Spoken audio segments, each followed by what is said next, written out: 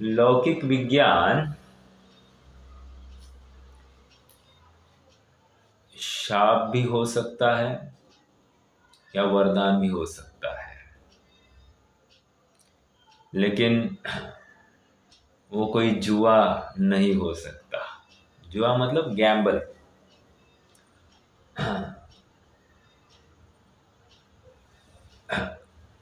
ये कैसे हो सकता है, मतलब वरदान भी कैसे हो सकता है या अभिशाप भी कैसे सिद्ध हो सकता है?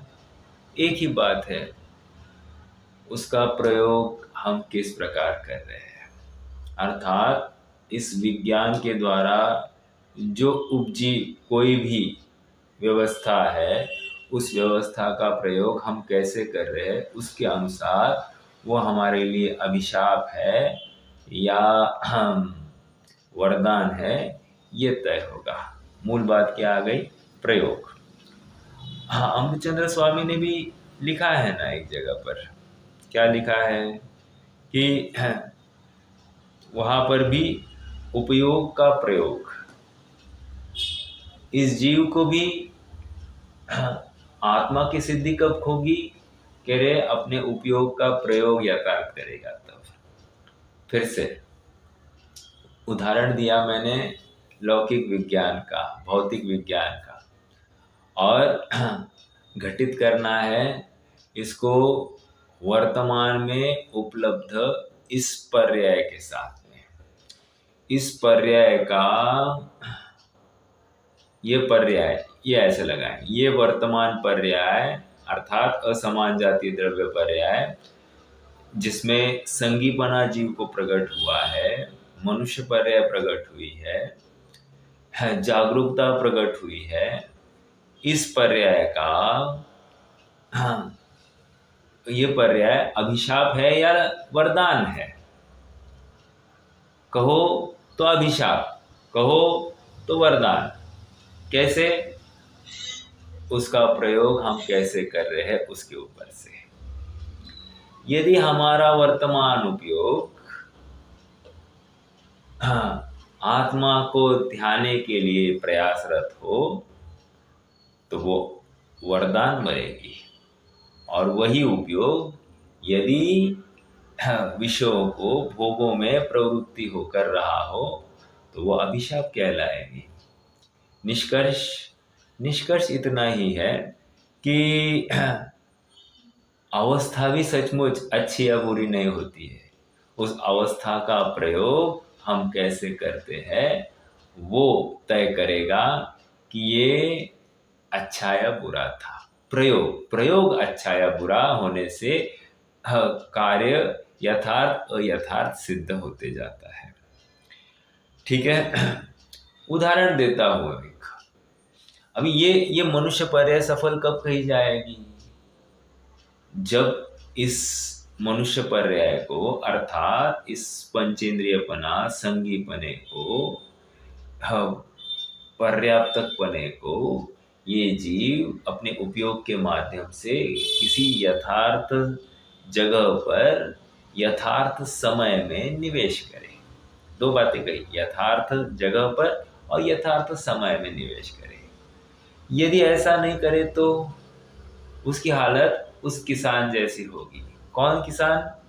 जिसने अपना खेत तो जोत लिया है, खेत को बागड़ भी लगाई है, पानी भी बरस गया है, और अभी भी बीजारोपण करने के लिए तैयार नहीं है, अर्थात किया नहीं है। अब पानी बरसने के बाद में क्या होगा? पानी बरसने के बाद में इस बोए जोते हुए खेत में घास फूस और कचरा ही तो उगाने वाला है। क्या होगा इससे? इससे कुछ भी होगा नहीं। अर्थात सही समय पर बीजारोपण जरूरी है।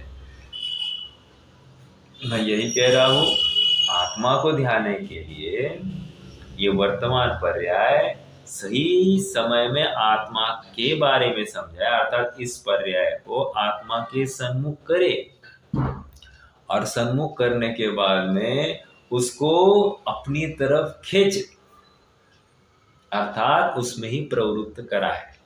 अगर ऐसा नहीं किया तो मात्र आत्मा की जानकारी लेना भी कार्यकारी नहीं होगा, क्योंकि उस बागड़ लगाए हुए खेत के भांति तुम्हारा ये सारा क्रियाकलाप होगा। अर्थात इतना होने के बावजूद भी तुम्हें यथार्थ फल की प्राप्ति नहीं होगी। और सुनो ना, जैसे मान लो किसान ने यथार्थ समय में बीजारोपण किया, बीजारोपण करने के बाद में भी उसकी उसमें अनावश्यक क्या आती है, जितना भी उपद्रव आते हैं ना, अनावश्यक उपद्रव आते हैं, वे उपद्रव को हटाया जाए। यदि वो बने रहेंगे तो है उस फसल को भी खा जाएंगे, इसलिए उपद्रव को हटाना ये भी जरूरी होगा।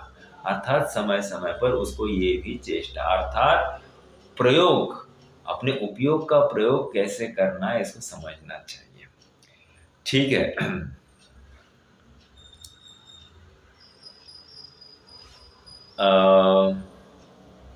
199 गाथा की चर्चा चलेगी। पेज नंबर 449, 449 पढ़ता हूं मैं। जब केवली भगवान को अभिलाषा, जिज्ञासा और संदेह नहीं है तो फिर वे ध्यान किस लिए करते हैं और किसका करते हैं? यह प्रश्न, इसका उत्तर विगत गाथाओं में दिया गया। अब इस गाथा में यह कहते हैं कि मोक्ष मार्ग शुद्धात्मा की उपलब्धि रूप ही है। खत्म। क्या कहा? मोक्ष मार्ग शुद्धात्मा की उपलब्धि रूप ही है। हाँ, आकुलता शिव माहिनता तय, शिव मग लाग्यो चाहिए। वो मोक्ष मार्ग कैसा है? आकुलता भी। हाँ, सम्यक दर्शन ज्ञान चारित्राणी मोक्ष मार्ग, अर्थात तीनों की एकता पूर्वक वो मार्ग चालू होता है, अर्थात उस मार्ग में प्रवृत्ति होती है। देखो क्या कह रहे हैं, और ये मार्ग कैसे होगा? आत्मा के प्रति एकत्व का परिणाम, राइट? शुद्ध आत्मा की उपलब्धि, जिसको यहाँ पर बताया जा रहा है। गाथा का पाठ करते हैं। एवं जिणा जिनिंदा सिद्धा मग्गम समुट्ठिदा समणा, जादाणमोत्थुते सिं तस्य निब्बाणमगस। इसका हिंदी अनुवाद देखो। निर्वाण पाया इसी मग से श्रमण, जिन जिन देव ने निर्वाण अर निर्वाण मग को नमन बारंबार हो। हाँ, कितनी महिमा है ना। इस मोक्ष मार्ग की भी को नमन कर रहे हैं, और इस मोक्ष की तो निर्वाण वहां पर भी नमन बारंबार हो। वैसे मेरा एक प्रश्न है आप सबसे कि सच्चा नमन किसको कहा जाएगा? नमन बारंबार हो का अपन अगर दो प्रकार से अर्थ करने हैं तो कैसे होंगे?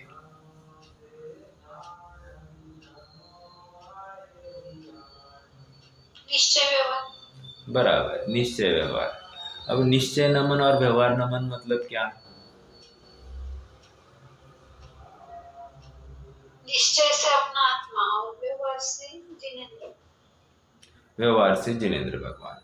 व्यवहार से अपन ऐसा कह सकते हैं, थोड़ा सा और रिफाइन करूं मैं, कि भगवान के कहे अनुसार प्रवृत्ति करना, अर्थात परिणामों को ढालने का यत्न करना। क्या इसको अपन व्यवहार लेंगे? क्या यथार्थ भाव भाषण, उनके प्रति बहुमान आना मतलब क्या? उनके समीपवर्ती होना मतलब क्या? या हमने मोक्षमार्ग प्रकाशक के पेज नंबर 38 की भक्ति से प्रयोजन की सिद्धि, ऐसा प्रकरण है। तो उसमें हमने देखा था कि उनके समीपवर्ती आना।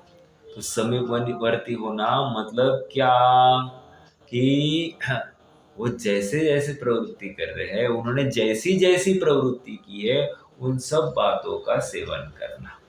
हाँ, चलिए, तो नमन के अपन ने दो अर्थ किए, निश्चय और व्यवहार। सच्चा नमन या प्रयोजन परक नमन तो निश्चय नमन है, लेकिन निश्चय नमन हाँ प्रकट होने में व्यवहार का हाँ निमित्त रूप से योगदान है, क्योंकि व्यवहार का अवलंबन लिए बिना निश्चय में पैर स्थापित नहीं किया जा सकता। ठीक है, चलिए। हाँ, व्यवहार में भी जब प्रवृत्ति है, दृष्टि निश्चय की तरफ ही है। समझ में आ रहा है? ये याद रखना। चलिए पढ़ते हैं, देखो। एवं जिणा जिनिंदा, जिणा हाँ एक अर्थवाची है। एवं इस प्रकार, जिन जिनेन्द्र, जिनिंदा जिनेन्द्र, सिद्धा सिद्धा का अर्थ सिद्ध हुए है जो, मग्गम समुट्ठिदा समणा। हाँ, मग्गम मतलब इस मार्ग को, समुट्ठिदा, समुट्ठिदा अर्थात उसमें स्थित हुए है ऐसे। समणा, समणा मतलब श्रमण। जादाणमोथ ते सिन, उनको मैं नमस्कार करता हूँ। तस्यणि बाणमागस, इन सब को तो नमस्कार करता हूँ, प्लस इस निर्वाण मार्ग को भी मैं नमस्कार करता हूँ। श्रीमद ने एक जगह पर क्या कहा, एक होए तृण कालमा परमारत्न पंथ। मतलब क्या, इतना ही कह रहे हैं कि चौथे काल वालों के लिए अलग, पांचवें काल के लिए अलग, ऐसा नहीं। एक यही कह रहे हैं कि भरत क्षेत्र वालों के लिए अलग और विदेह क्षेत्र के लिए अलग, या ऐरावत क्षेत्र वालों के लिए अलग, ऐसा नहीं। सभी कालों में और सभी क्षेत्रों में एक ही प्रकार से मोक्ष मार्ग है, और उसी मोक्ष मार्ग पर में प्रवृत्ति या उसकी पूर्णता वो मोक्ष है। समझ में आ रहा है क्या? अन्य प्रकार से नहीं, अन्य नहीं, अन्य प्रकार से नहीं। ये एकदम क्लियर कर देना चाहिए। इसलिए आज जितने भी संप्रदाय दिखाई दे रहे हैं, आज जितना भी मतांतर दिखाई दे रहे हैं, एक जैन कम्युनिटी में ही 50 बिरादरियां दिखाई दे रही है। ये किसका फल है? ये स्वयं को सच्चा मार्ग नहीं समझ में आया, अपनी कल्पना के अनुसार उस मार्ग को चलाया है। अर्थात भगवान से विपरीत, भगवान के नाम पर भगवान से विपरीत पंथ चलाने का दोष इनके ऊपर लग जाता है। समझ में आ रहा है क्या? इसलिए हम बहुत गंभीरता से विचार करना। इतना उत्कृष्ट मनुष्य भाव, इतना उत्कृष्ट जैन कुल, और इतने व्यवस्थित अपना क्षयक्षम, ऐसा होते हुए भी यदि ये किसी गलत के चंगुल में फंस जाए तो क्या होगा? गलत के चंगुल में फंस गया तो इसका जीवन तो चला जाएगा। अर्थात इसका उपयोग का प्रयोग गलत स्थान पर होगा और उपलब्धि नहीं, ये भाव तो चला जाएगा। बारंबार कहता हूँ, अपनी चर्चा काफी बार होती है कि समय का कोई ठिकाना नहीं, कभी ठीक कभी अठीक अपन नहीं कह सकते। तो क्या करना? हर समय में सच्ची भावना भाव, सच्ची भावना ही इस जीव को मार्ग में आगे ले जाएगी। ठीक है? कमजोर भावना, कमजोरी, ये सच्चा मोक्ष मार्ग नहीं है। आए हुए अवसरों में, आए हुए उदयों में अवसर ढूंढना ये एक कला है। और ये कला जो जिनवानी समझता है, जिन वचन समझता है, सच्चे देव की वाणी को जिसने परखा है, जिसको वस्तु स्वरूप समझ में आया है और जिसे वस्तु स्वरूप के बल पर अपनी वस्तु भी को भी अच्छे से समझ लिया है, उसको अब भय नहीं है, आकुलता नहीं है, बस वो सहजता की ओर दौड़ रहा है। चलिए पढ़ते हैं। देखिए, जिनेंद्र और श्रमण अर्थात सामान्य केवली, तीर्थंकर केवली और मुनिगण पूर्वोक्त मार्ग में आरूढ़ होकर ही सिद्ध हुए हैं। पूर्वोक्त मार्ग में मतलब पूर्वावस्था में वे इस मोक्ष मार्ग में ही आरूढ़ होकर आगे बढ़ के सिद्ध हुए हैं। उन्हें और उक्त निर्वाण मार्ग को नमस्कार हो। समझ में आ रहा है? बहुत सरल है, गाथा में कोई विशेष बात तो आई नहीं है। आइए अब अमृतचंद्र स्वामी को देखते क्या कह रहे हैं। आचार्य अमृतचंद्र तत्व प्रतिपिका टीका में इस गाथा का भाव इस प्रकार स्पष्ट करते हैं। सभी सामान्य चरम शरीरी तीर्थंकर और अचरम शरीरी मुमुक्षु यथोक्त शुद्धात्म प्रवृत्ति है लक्षण जिसका, ऐसी विधि से प्रवर्तमान मोक्ष मार्ग को प्राप्त करके सिद्ध हुए हैं। किसी अन्य विधि से आज तक कोई भी सिद्ध नहीं हुआ। ये क्या कहना चाह रहे हैं? मतलब आपको इम्प्लाइड मीनिंग समझ में आ रहा है क्या? कितना इजी है ना। मतलब इसमें कोई रॉकेट साइंस नहीं है, फिर भी ऐसा क्यों कह रहे हैं? उनको लगता है क्या कि पढ़ने वाले इतने कमजोर बुद्धि वाले होंगे कि ये समझ नहीं रहे हैं? ऐसा लगता है क्या? लगता है, क्योंकि ये मान नहीं रहा है ना। देखो, हम ये स्वीकार कर रहे हैं कि मोक्ष मार्ग एक ही है, हम ये मान रहे हैं कि हाँ, सच्चे मोक्ष मार्ग पर चलकर ही मोक्ष की प्राप्ति होगी, ये भी मान रहे हैं, फिर हम चल नहीं रहे हैं ना। एक हम मान नहीं रहे हैं सच्चा मोक्ष मार्ग, कह रहे हैं लेकिन मान नहीं रहे हैं।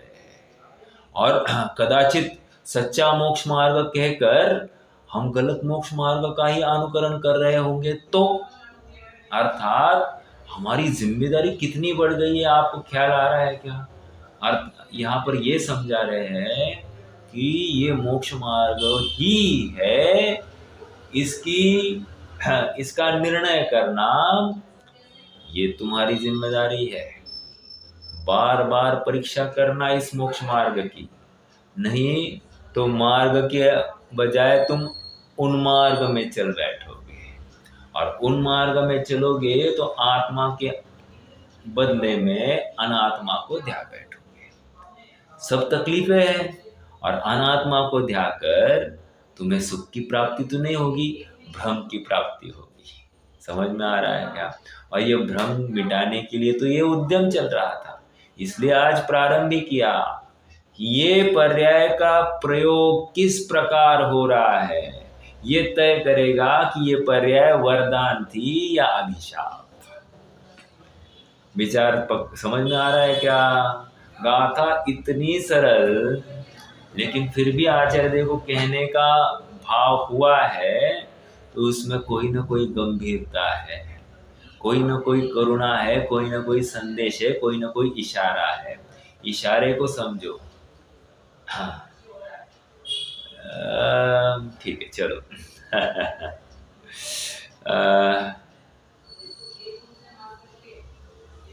चलिए क्या कह रहे हैं सभी? हाँ हो गया ना, ये सिद्ध नहीं हुआ। आगे इससे निश्चित होता है कि यह एक ही मोक्ष मार्ग है, अन्य कोई नहीं। अधिक प्रपंच विस्तार से क्या लाभ? अधिक विस्तार और प्रपंच से क्या लाभ मतलब क्या? आप समझ रहे क्या? एक एग्जांपल देता हूँ आपको। जैसे अभक्ष के लिए कोई संकेत स्थान बताए गए हैं, राइट। आप सब जानते हैं गोमटसार जीवकांड 187, 88, 89। हाँ, ये 3 गाथाएं उसी के लिए डेडिकेटेड है। क्या काय के लिए कि हाँ, अभक्ष कौन सी वस्तु है और अभक्ष कौन सी वस्तु है कहकर उन्होंने क्या बताया, अभक्ष वस्तुओं के लक्षण दिखाए, एक भी अभक्ष वस्तु का नाम नहीं लिया। अब कोई ये प्रश्न पूछे ये अभक्ष है क्या, ये अभक्ष है क्या, ये अभक्ष है क्या, इसके लिए उत्तर क्या है। अब हमने जो चिन्ह बताए हैं उसके अलावा अन्य कुछ भी परीक्षा का बिंदु नहीं है। अब किसी पर्टिकुलर वस्तु को पकड़कर ये अभक्ष या अभक्ष नहीं, ये मत पूछो, आप चिन्हों के साथ में चलो, आप खुद ही भक्ष अभक्ष का निर्णय कर बैठोगे। ये क्यों कह रहा हूं, अधिक प्रपंच विस्तार से क्या लाभ है, नहीं, ऊपर इससे निश्चित होता है कि एक ही मोक्ष मार्ग है, अन्य कोई नहीं। अर्थात इस उदाहरण मैंने क्या दिया, ये इससे निश्चित हुआ कि इतने ही अभक्ष की कैटेगरी, अन्य नहीं। अब तुम्हें लगता है यह अभक्ष है, उसको अपन कुछ नहीं कर सकते, लेकिन इन कैटेगरी के बाहर, इन लक्षणों के बाहर अगर कुछ है तो वो भक्ष है, और इन लक्षणों के अंदर कुछ है तो वो अभक्ष ही है। समझ में आ रहा है। हाँ, उसी प्रकार यहाँ पर कह रहे हैं, जैसा जिनेंद्र भगवान ने बताया है वैसे का वैसा वस्तु स्वरूप जो समझ रहा है और वस्तु स्वरूप समझकर अपनी वस्तु का निर्णय कर रहा है, अपनी वस्तु समझकर भी काम नहीं हुआ, अपनी वस्तु समझकर अपनी वस्तु में अहम स्थापित कर रहा है, ऐसा जीव ही मोक्ष मार्गस्थ हो सकता है। समझ में आ रहा है क्या। मात्र वस्तु को जानना जरूर नहीं, वस्तु में अहम जरूरी है, अपनत्व से उसको ध्याना जरूरी है। समझ में आ रहा है। देखो एक उदाहरण दो, आपको उदाहरण देता हूं। मान लीजिए एक बच्चा टीवी मोबाइल देखता हुआ भोजन कर रहा है। मेरा प्रश्न है आप सबसे, उसने भोजन किया है, भोजन का रस चखा है या उस टीवी मोबाइल का रस चखा है।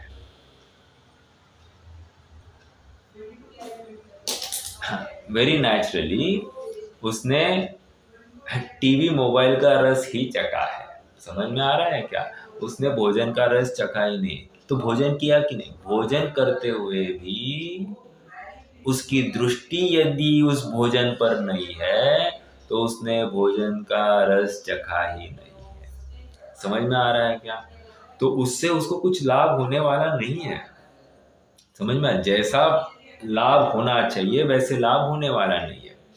उदाहरण ये दिया, सिद्धांत उसी प्रकार यदि आत्मा की चर्चा करते हुए आत्मा का ज्ञान करने के पश्चात भी हमारा उपयोग यदि शरीर, स्त्री पुत्र आदि संयोगी भावों में है तो हमको उस आत्मा की जानकारी का कोई भी लाभ नहीं होगा। क्यों? क्योंकि दृष्टि आत्मा पर नहीं है, और दृष्टि भले ही आत्मा की जानकारी लेता हुआ जीव है तो भी उसकी दृष्टि में अहम नहीं है, इसलिए उसको लाभ भी नहीं होगा। समझ में आ रहा है क्या। बहुत विचारणीय बिंदु है कि हम आखिर चूके कहाँ है, ये प्रश्न पूछना चाहिए। जहां पर संतुष्ट हुआ है ना, उसी स्थान पर पूछो कि ये आकुलता है या अनाकुलता है।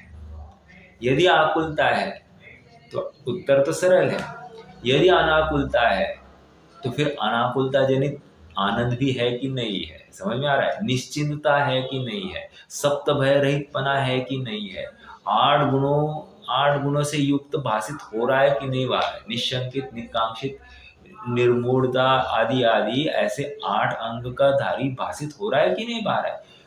अपने को परीक्षण तो करो। और ये कब परीक्षण करना? प्रत्येक समय में करना।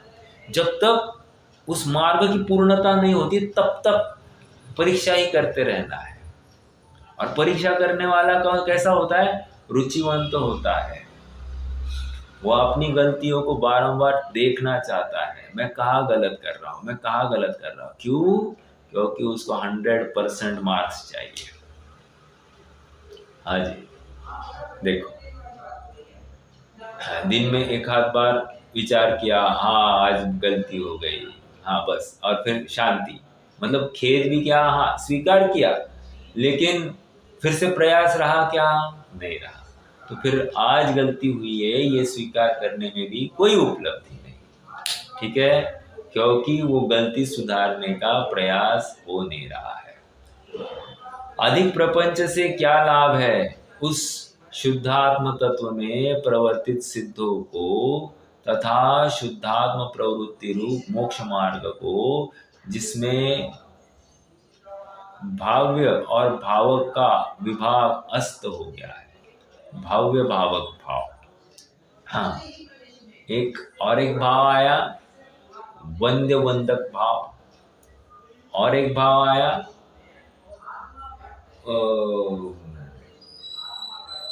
समाचार में है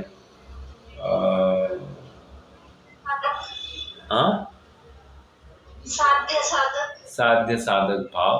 कह रहे इनका क्या हो गया? इनका अभाव मतलब पूज्य पुजारी आदि आदि सब लगा दीजिए, ये भाव खत्म होने चाहिए। अपनी वस्तु में मैं साध्य और मैं साधक ऐसा मत लगाओ, कह रहे हैं, ठीक है। मैं भाव्य और मैं भावक ऐसा मत लगाओ। क्यों? ये भी विकल्प है, और जब तक ये विकल्प बना रहेगा आत्मा की प्राप्ति नहीं होगी। हाँ, मतलब षटकारकीय व्यवस्था देखेंगे तो कर्ता है, कर्म है, करण है, संप्रदान है, आपादान है, अधिकरण है। तो कह रहे ये चिंतन करना भी विकल्प है, क्योंकि आत्मा 6 प्रकार का दिखाई दे रहा है। अब जो 6 प्रकार का दिखाई दे रहा है उसमें फिर सच्चा कौन? ये फिर से भ्रांति है, अर्थात विकल्प है। इन विकल्पों से भी पार परिपूर्ण अपनी वस्तु में अपनत्व स्थापित जब होता है तो उस संबंधी कोई संदेह नहीं होता है, विकल्प ही नहीं होता है। उसमें एक मेघ हुआ है, तन्मय हुआ है, उसका रस ले रहा है। समझ में आ रहा है क्या? ये अनुभवने की बात है। जैसे उदाहरण देने के लिए तो काफी कहते हैं, मान लीजिए शिकंजी है, शिकंजी में 5-6 चीजें डाली है, तो 5-6 चीजें डाली है तो उस कौन सी चीज का स्वाद ले रहा है? कोई कहे साहब नमक कम है, कोई कहे साहब नींबू कम है, कोई कहे साहब मिठास कम है, तो उसको वो शिकंजी का स्वाद ले रहा है क्या? नहीं, वो खाली शक्कर का, नमक का या नींबू का ही स्वाद ले रहा है। जो अखंड शिकंजी का स्वाद ले रहा है वो इतना ही कहेगा टेस्टी या नॉन टेस्टी। समझ में आ रहा है क्या? टेस्टी और नॉन टेस्टी, फिर उसमें भेद जो पड़ गए हैं वो विकल्प है, राइट। और जो उसका भोग ले रहा है उसमें एक में हो गया है, ठीक है, उसका भोग कर रहा है और उसका आनंद आ रहा है, उसको भोग का आनंद आ रहा है, अर्थात ज्ञान में वो शिकंजी और उस शिकंजी का निरंतर ज्ञान करना, वो भोग, और उस भोग को लेकर आनंद आ रहा है। उसी प्रकार सिद्धांत में कैसे घटित करेंगे? ज्ञान में निरंतर आत्मा, और उस आत्मा में आत्मा का ही निरंतर जाननपना, और जानते जानते उसी का भोग, और उस भोग को लेकर अनाकुलता, और अनाकुलता को लेकर सुख।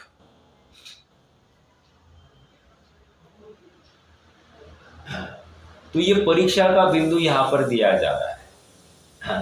तब आपको आत्मा की भावना वर्तती क्या, एक। दूसरा, आपको आत्मा को लेकर कोई शंका चिंता कुछ है क्या, तो आपको संयोगों को, अभी बाहर का भी परीक्षण बिंदु, संयोगों के हयाती या छूट जाने को लेकर कोई खेद है क्या, ओके, या उनमें अपना नुकसान आदि कुछ दिखाई देता है क्या। तीन, आपको अपनी आत्म वस्तु कब कब ध्यानी चाहिए, ऐसी एक भावना, एक प्रवाह क्रम, ऐसी एक भावना निरंतर वर्तती है या कभी कभार वर्तती है, ये इसका एनालिसिस करना, उसके ऊपर से हम सुखार्थी है कि नहीं है ये निर्णय होगा। और फिर यदि सच्चे सुखार्थी है तो ये भावना निरंतर वर्तती है, और ये भावना निरंतर जिसको वर्तती है उसको स्वयमेव साधर्मियों के प्रति, उसको स्वयमेव, हाँ, उसके 8 गुण प्रकट हो जाएंगे, सबके प्रति उसका वात्सल्य भाव बनेगा ही बनेगा। ठीक है, देखो, तो भाव्य भावक भाव, ठीक है, भाव्य क्या है और भावक क्या है, कौन बताएगा। भाव्य मतलब होता है, और भावक, भावक मतलब कर्ता, और भाव्य मतलब क्या, भाने योग्य, अर्थात आप कर्म कहो, ओके, या भाव्य में आप अधिकरण भी ले सकते हो। आधार कौन है, आधार, यहाँ पर भाव्य का अर्थ वे भाव भी है, जैसे अपने में ज्ञान, दर्शन, निरावलंबनपना, अतीन्द्रियपना, अचलपना, जो अपनी शुद्धता, अपनी परिपूर्णता, अपना एक रूपता जहाँ पर भाषित हो रही है वो ही भाव्य है। ठीक है, अर्थात अपने भावों की समग्रता जहाँ पर स्वीकृत हो गई है, और ऐसे स्वीकृत होते ही अब ये भाव्य और ये भावक ऐसा दो नहीं होंगे, ये एक ही है ऐसा नक्की होगा।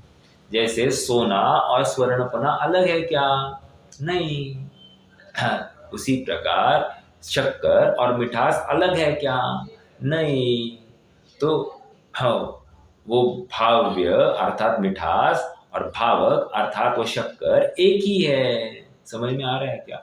उसी प्रकार आत्मा और ज्ञान अलग अलग नहीं है, एक ही है। तो ऐसा अभेदपना जहाँ पर आ गया, जिस परिणति में आया, जिस परिणाम में आया, उसको मोक्ष मार्ग सिद्ध हो गया है। समझ में आ रहा है क्या, उसने इस मार्ग को नमस्कार कर दिया है। इस प्रकार अगले पेज पर आ जाइए, 450। इस प्रकार मैंने मोक्ष मार्ग निर्धारित किया है और उसमें प्रवर्तन कर रहा हूं। तब तक ये भाव्य भावक में भेद कर रहा है, और ये भाव्य भावक में भेद जब तक है तब तक वो विकल्प है, विकल्प है तब तक वो आत्मा नहीं है, अनात्मा है।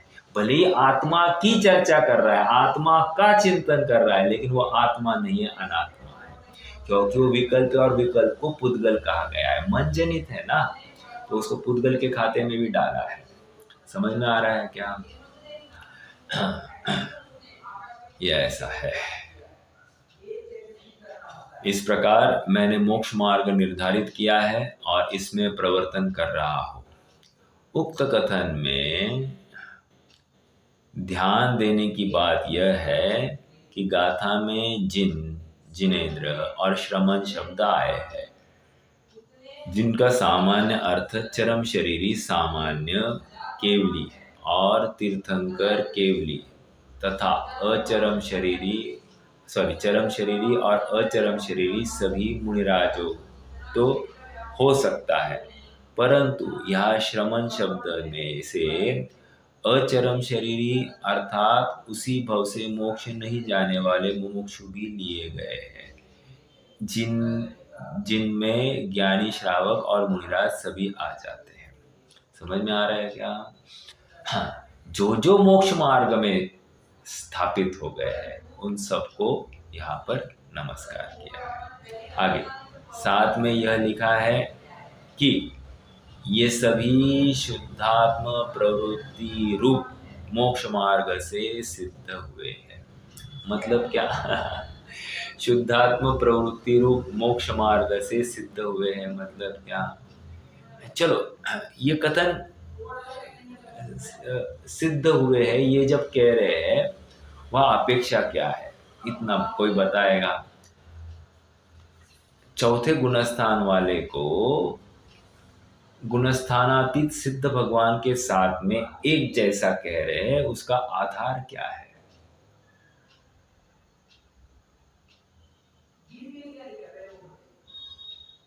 दृष्टि मोक्ष से क्या अपेक्षा? दृष्टि मोक्ष, राइट। इसी को श्रद्धा, श्रद्धा अपेक्षा ये चौथा गुणस्थान वाला और गुणस्थानातीत सिद्ध भगवान दोनों एक है। हाँ, दोनों एक है। ये है दम, ये द्रव्यानुयोग ऐसा दम करता है। संग्रहण कैसा क्या है? इसमें संग्रहण कौन करके दिखाएगा मुझे?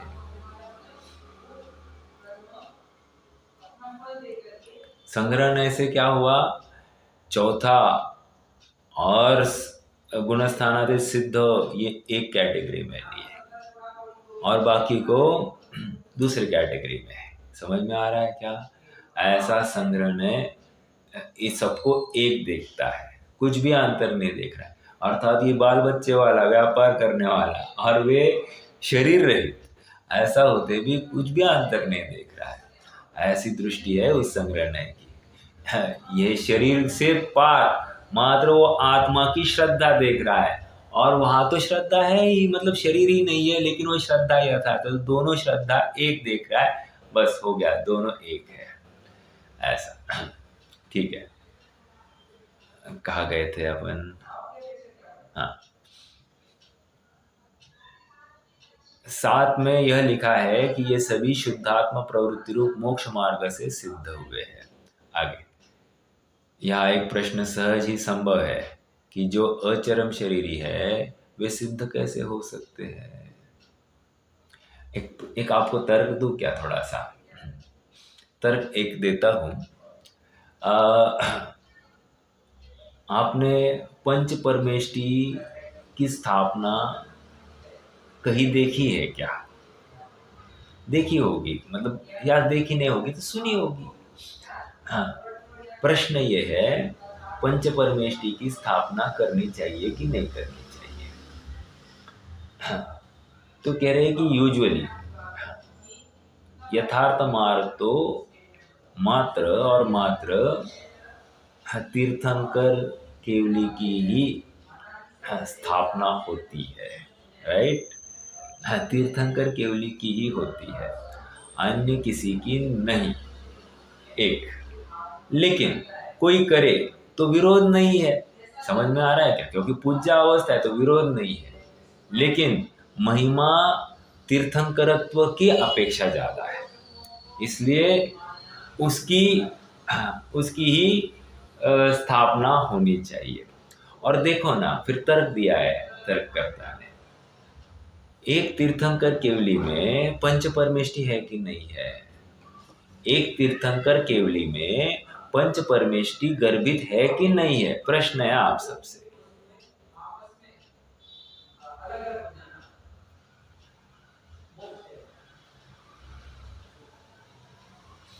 है ना? कैसे है?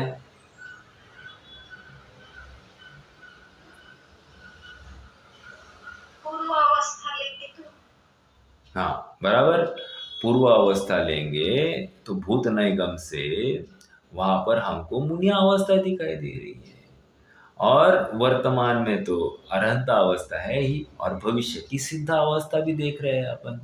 तो इसमें पंच परमेष्टि आ गए हैं, तो ऑलरेडी है इनमें, तो फिर अब अलग से उनकी प्रतिमाएं अन्यों की स्थापित नहीं करनी, ये तर्क दिया जाता है। समझ में आ रहा है क्या? ये कहाँ से बात आ गई? यहाँ प्रश्न खड़ा किया गया है क्या? अचरम शरीरी है, वे सिद्ध कैसे हो सकते सकते हैं, प्रश्न खड़ा किया गया है।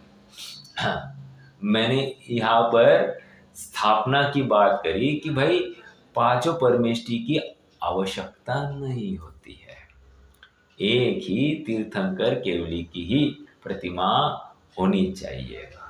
अब हाँ, जितनी पता है कि आपको कि वो तीर्थंकर केवली ही है, लेकिन मुनि अवस्था की नहीं चलती है।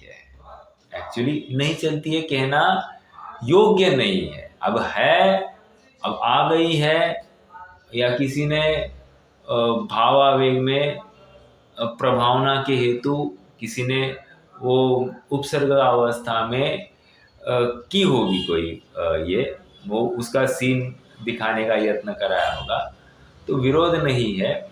लेकिन मूल प्रतिमा वो उपसर्ग रहित ही होनी चाहिए, समोशरण वाली। ठीक है, चलिए। हाँ, आचार्य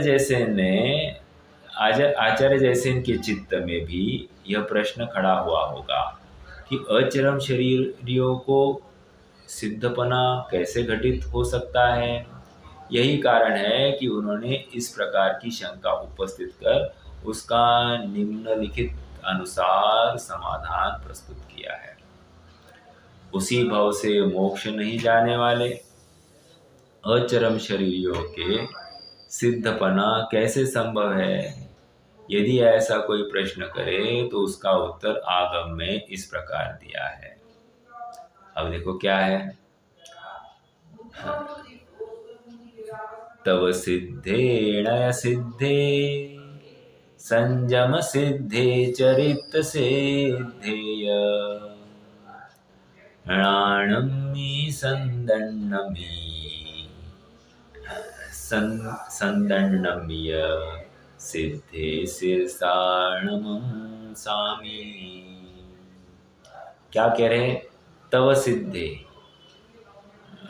णय सिद्धे, संजम सिद्धे, चरित्र सिद्धे। जो तप से सिद्ध है, नय से सिद्ध है, संयम से सिद्ध है, चारित्र से सिद्ध है। णाणमी अर्थात ज्ञान से सिद्ध है। संदन्नमी अर्थात संदन, संदन मतलब श्रद्धान से सिद्ध है। ऐसे भगवंतों को मैं मस्तक झुकाकर नमस्कार करता हूँ। हाँ ठीक है ना, भगवंतों को आपने नमस्कार किया, लेकिन क्या कह रहे? तप सिद्ध, नय सिद्ध, संयम से सिद्ध, चारित्र से सिद्ध। कहाँ आई बात कि निचले गुणस्थान वाले या अचरम शरीरी भी नमन करने योग्य है। देखो, इस प्रकार उक्त गाथा में कहे गए क्रम से एक देश सिद्धता अचरम शरीरी जीवों के भी मानी गई है। शेष बातें तात्पर्य वृत्ति में तत्व प्रतिपदा के समान ही है। क्या आ गई बात? हाँ, एक देश सिद्धता अचरम शरीरी जीवों के भी मानी गई है। समझ में आ रहा है क्या? देखो, ये कहना चाह रहे हैं, किसी को निर्णय हुए बिना उस वस्तु को ध्याएगा क्या? अर्थात एग्जाम्पल, सिद्ध भगवान अभी क्या कर रहे हैं? अभी ज्ञान कर रहे हैं, मतलब आत्मा को ध्या रहे हैं ना। पर्याय आत्मा को ध्या रही है, राइट। आत्मा का निर्णय किए बिना ध्या रही है, आत्मा का निर्णय करके ध्या रही है, आत्मा का निर्णय करके ध्या रही है। अब कोई छद्मस्त है, वो भी सिद्ध भगवान जैसे अपने आत्मा का निर्णय करके अपनी आत्मा को ध्या रहे हैं, उसी प्रकार कोई छद्मस्त भी अपने आत्मा का निर्णय करके अपनी आत्मा को ध्या रहा है। तो हो गया कि नहीं हो गया उसको निर्णय? अर्थात स्वसंवेदन अनुभव हुआ कि नहीं हुआ? हुआ। बस यही कह रहे हैं। अब उसका तप सिद्ध है, क्योंकि तपस्रण, सच्चा तपस्रण कौन है? सच्चा श्रद्धा क्या है? सच्चा ज्ञान क्या है? सच्चे नय, कौन सा नय अवलंबन का है? मैं किस भूमिका में हूँ? इन सब बातों का भान हुआ है कि नहीं हुआ है? और कहाँ तक पहुंचना है ये भी नक्की हुआ है कि नहीं हुआ है, और किसको ध्याना है ये भी नक्की हुआ है कि नहीं हुआ है, और स्वयं को वो क्या देख रहा है। प्रश्न है आप सबसे, ये जो छद्मस्त जीव है वो स्वयं को क्या देख रहा है।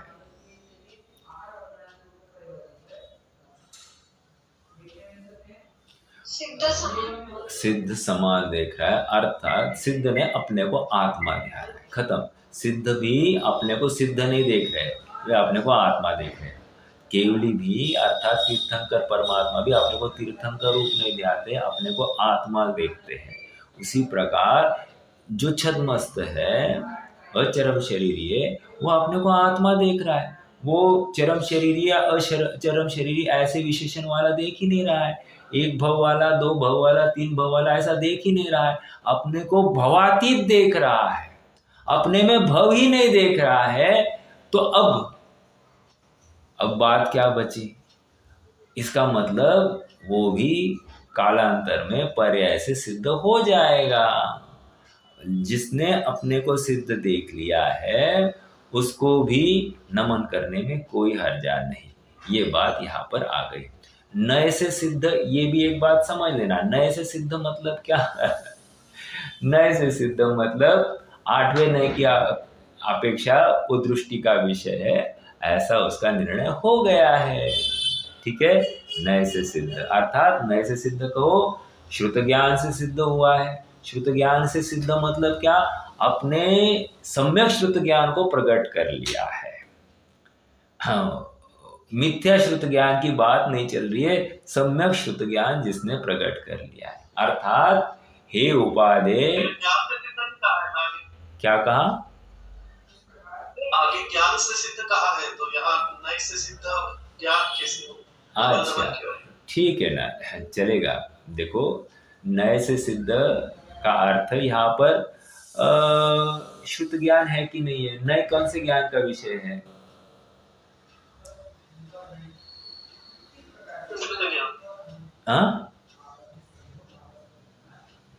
सम्यक श्रुत, राइट, सम्यक श्रुत ज्ञान का।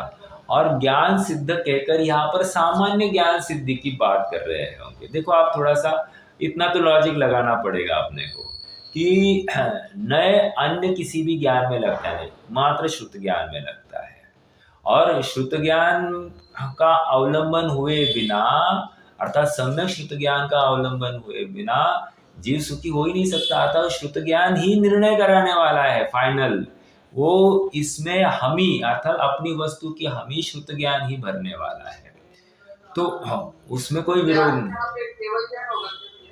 नहीं। ज्ञान सामान्य ले लीजिए, यहाँ पर केवल ज्ञान नहीं बात चल रही है, सामान्य ज्ञान लेना। यस, ओनली ज्ञान, बस अपना, यस, अपना ज्ञान, वो सामान्य ज्ञान है ना, उस ज्ञान की सिद्धि कर रहे हैं।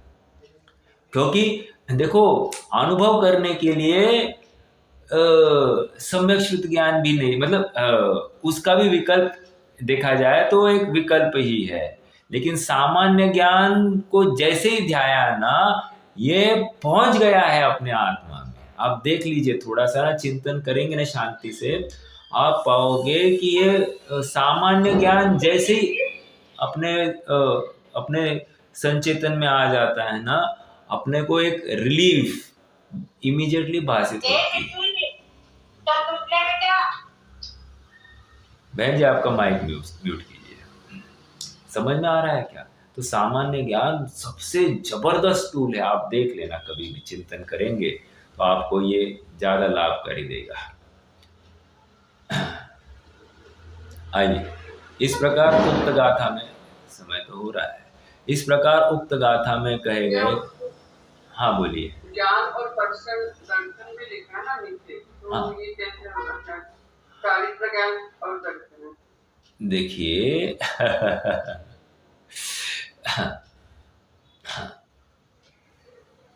एक कहने में सभी आ जाते, लॉजिकली बात तो ये है, लेकिन पूर्णता है ना, ज्ञान की पूर्णता, चारित्र की पूर्णता वो है नहीं, पूर्ण स्वभाव की स्वीकृति है। सिद्धे का अर्थ यहाँ पर अपने पूर्ण स्वभाव की सिद्धि की है। सिद्धि की है मतलब देखो आयुर्वेद में भी आता है कि नहीं, जैसे हमको कोई चीज लेनी है तो उसको सिद्ध करके लेना चाहिए, राइट। हाँ, उसकी सेवन की वो विशिष्ट प्रक्रिया है, इससे उसका लाभ होगा। उसी प्रकार अपने आत्मा की सिद्धि कैसे होगी, तो सिद्ध स्वरूप का यथार्थ स्वरूप को ध्यान कर, तो उसकी सिद्धि करना मतलब जैसा है वैसा अनुभवना, वैसी प्रतीति करना। ओके, जैसे अभी श्रद्धा की, दर्शन की प्रतीति कह रहे हैं, तो दर्शन कहो, चारित्र कहो, चारित्र इज रमनता, उसी में अपनापन स्थापित करते बैठना, उसी में उसी को ध्याते रहना, बस यही उसका चारित्र है, और क्या है। तो सिद्धि का अर्थ इसी अपेक्षा में लिया जाए तो ज़्यादा युक्त होगा। मेरे पास अभी जयसेन स्वामी की कॉपी नहीं है, मैं फिर भी वहाँ पर पढ़ूंगा टीका, और फिर आपके सामने चाहो तो इसको कल और अच्छे से अपन देखेंगे। बट हाँ, ये सिद्ध का अर्थ ये मैंने जो किया है वो तो है ही है, और कुछ अपेक्षा है क्या, मैं वहाँ पर देखूंगा। फिर से देखते हैं। तब से सिद्ध, ये गाथा कहाँ से भैया? गाथा भी देखनी पड़ेगी, आई एम नॉट अवेयर, मैंने पढ़ी नहीं है ये, तो मैं आपको वो भी कंफर्म करूँगा। तब से सिद्ध, नए से सिद्ध, संयम से सिद्ध। अब देखो संयम और चारित्र में क्या अंतर करेंगे, प्रश्न है आप सबसे। संयम से सिद्ध और चारित्र से सिद्ध, इसका मतलब कहीं ना कहीं थोड़े भर्ती के शब्द आए कि नहीं। भर्ती के शब्द मतलब गाथा पूरी करने के लिए उनको ये एक्स्ट्रा वर्ड्स डालने पड़े हैं, तो नए ये शब्द डालकर फिर से ज्ञान डाल दिया, चारित्र डाल के फिर से उन्होंने संयम डाल दिया, तो दोनों एकार्थवाची है ना। चारित्र जब कह रहे तो संयम आ ही गया है उसमें। हाँ, तो चारित्र से सिद्ध, संयम से सिद्ध, ज्ञान और दर्शन से सिद्ध हुए हैं, हुए भगवंतों को भी मस्तक झुकाकर नमस्कार करता हूँ। और देखो निष्कर्ष क्या निकाला, एक देश सिद्धता अचरम शरीरी जीवों के भी मानी गई है।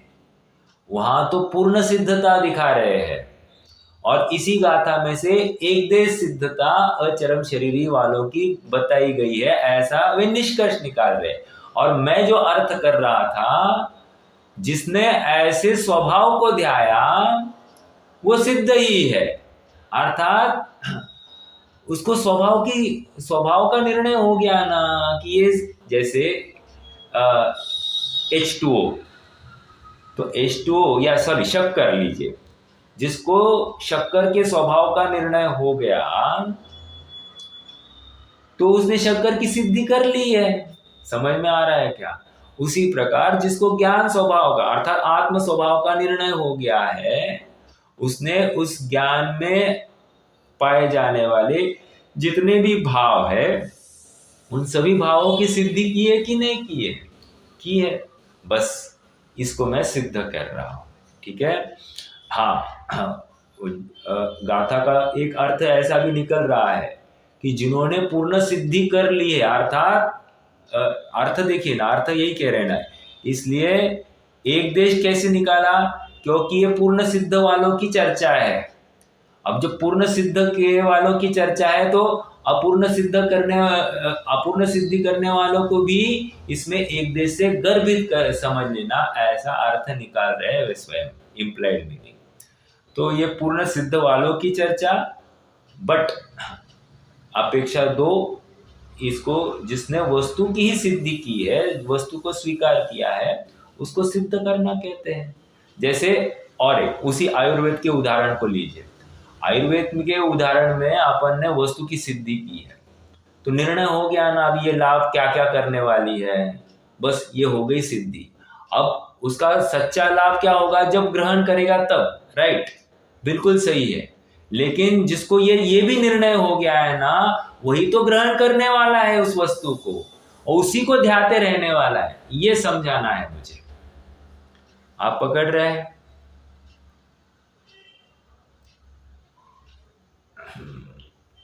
चलिए, नहीं अपेक्षा काफ़ी है, अपेक्षा यथार्थ है तो विरोध नहीं है उसमें। और कोई प्रश्न है तो कर सकते हैं, तो जिनवानी स्तुति करेंगे। रुकते हैं आज के लिए। भैया हाँ बोलिए।